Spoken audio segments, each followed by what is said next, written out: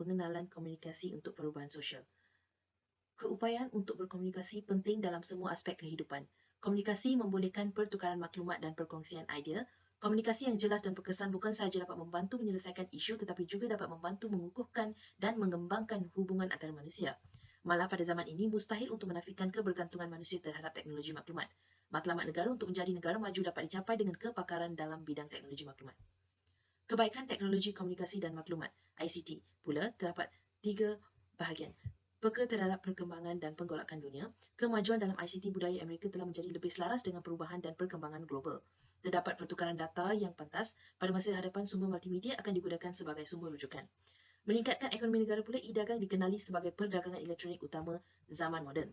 Kaedah perdagangan ini menjimatkan masa dan usaha pembeli. Contoh Amazon.com adalah firma yang terkenal dan perjualan pelbagai bahan bacaan yang telah berjaya dalam bidang perniagaan talian. Setanding dengan negara maju pula, pembangunan negara dinilai dengan kehebatan teknologinya. Kerajaan telah melabuh banyak dalam memajukan IT dalam setiap sektor. Ada 2 satelit komunikasi domestik, MESAT 1 dan MESAT 11. Dengan meletakkan satelit ini ke orbit, tahap infrastruktur telekomunikasi yang sama seperti negara perindustrian. Terbukti bahawa teknologi maklumat telah menyamakan kedudukan antara negara kita dengan negara perindustrian yang lain. Tentang kebutuhan teknologi, komunikasi dan maklumat kepada masyarakat terbahagi kepada 4, iaitu yang pertama adalah berlakunya jenayah cyber. Jenayah cyber adalah penyalahgunaan teknologi dan komputer menerusi internet. Contoh jenayah cyber adalah penipuan, pencurian maklumat dan skim cepat kaya dan juga lain-lain lagi. Yang kedua adalah wujudnya pengodam. Ancaman utama penggunaan teknologi adalah pengodam. Ia terlibat dalam aktiviti menceroboh sistem rangkaian komputer untuk mengakses sesuatu. Ini boleh mengganggu rangkaian komputer dan menyebabkan kerosakan yang ketara. Yang ketiga adalah mewujudkan pluralisme dalam pendidikan. Ketersediaan teknologi canggih membolehkan tugas seperti mengira, melukis dan menulis diselesaikan oleh komputer. Kebergantungan teknologi menyebabkan pelajar malas dan hilang kemahiran tertentu. Pluralisme berlaku dalam pelbagai bentuk termasuk menyalin terus bahan daripada internet. Dan yang terakhir adalah bahan-bahan yang tidak membawa dalam pemaziran masa. Kandungan tidak membawa dalam bentuk gambar ataupun video yang tidak sesuai untuk tontonan anak muda, memberikan kesan negatif kepada diri dan juga masyarakat.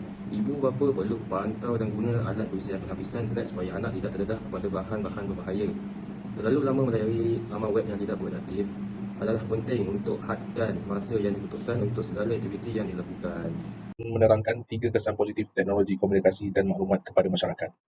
Yang pertama, penerimaan maklumat dengan segera. Dengan keadaan teknologi sekarang, maklumat yang disalurkan amat pantas, iaitu dengan memiliki sebuah komputer peribadi ataupun telefon bimbit yang mempunyai perkhidmatan internet, masyarakat boleh mendapatkan maklumat dari seluruh dunia. Oleh itu, penguasaan teknologi maklumat mampu menjadikan manusia sebagai masyarakat yang berinformasi. Yang kedua, mengeratkan hubungan.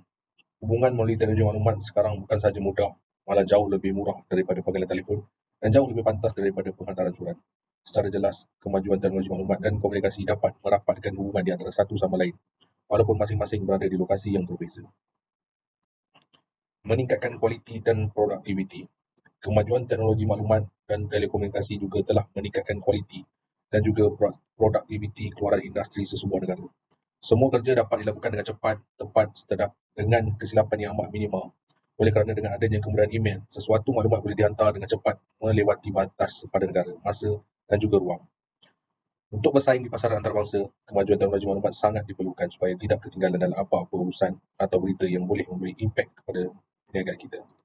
Kesan negatif teknologi maklumat dan komunikasi kepada masyarakat. Yang pertama adalah masalah psikologi dan kesihatan mental. Wabak COVID-19 telah memberi banyak kesan negatif kepada dunia, telah masuklah Malaysia. Antara peningkatan yang ketara dapat diperhatikan dari segi capaian internet dan penggunaan teknologi digital dalam kalangan pengguna. Kesan penggunaan peranti elektronik secara berlebihan akan mendatangkan masalah psikologi dan kesihatan mental, kesihatan mata, kesukaran untuk fokus serta masalah interaksi sosial yang perlu diambil perhatian oleh keluarga. Aktiviti bully cyber juga boleh terjadi disebabkan mereka ingin berseronok dengan membuat jenaka. Sebagai contoh, gemar menggunakan perkataan-perkataan lucah, berbau fitnah dan hasutan tanpa sedar. Tindakan tersebut akan menguris emosi dan mental mangsa serta boleh menyebabkan mangsa kehilangan keyakinan diri.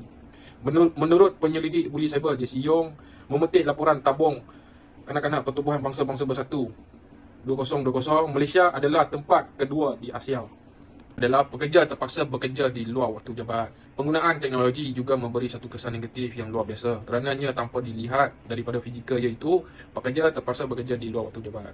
Contoh, setelah kewujudan teknologi yang moden ini, secara tidak langsung pekerja akan dapat tugasan atau arahan daripada majikan melalui aplikasi WhatsApp, WeChat dan sebagainya. Perkara ini dapat menimbulkan perasaan ketidakpuas-hatian dan tidak keselesaan pekerja terhadap majikan sehingga boleh menyebabkan berlaku konflik yang lebih serius. Kesimpulan, di dalam dunia yang bertambah maju ini, teknologi maklumat dan maklumat telah menjadi sebahagian daripada kehidupan kita. Kerjaan kita untuk memelihara keamanan dan keselamatan negara. Ia adalah amalan biasa untuk memasang kamera litar tertutup CCTV di ruang awam termasuk sekolah, lapangan terbang, kedai runcit dan bank. Teknologi akan dirakam oleh kamera video yang akan membantu polis dalam siasatan jenayah mereka.